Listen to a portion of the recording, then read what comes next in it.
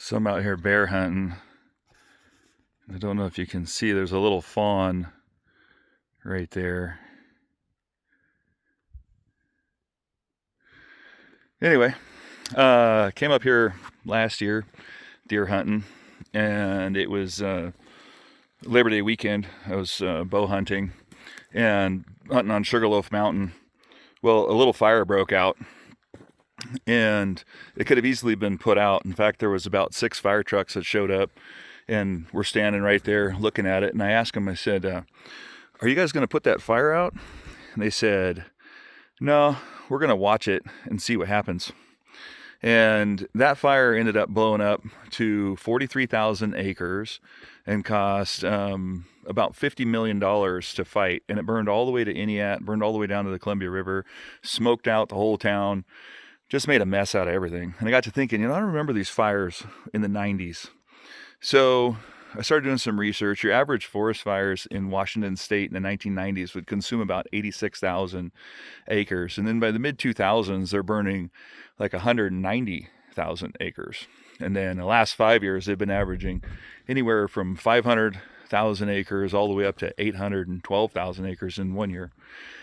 And that's with a temperature rise of about 1%, no noticeable difference, recorded difference in the NOAA data around the weather, anything like that. The total number of fires hasn't changed. We're still running somewhere between like 1,200 fires and 2,000 fires a year. The difference is we just stopped fighting them. They went to more of a wait and see, manage it and watch, cash a big fat paycheck model instead of put them out, because a put out fire doesn't make any money. In fact, the bigger the fire gets, the more funding you get. So if you look at the last 5 years, we have twice as many what they call mega fires. So same number of fires starting, and they're just getting bigger and bigger all the time. Logging is down 75%, and the budget in the meantime has moved from about $120 million in 2015 to $225 million in 2025.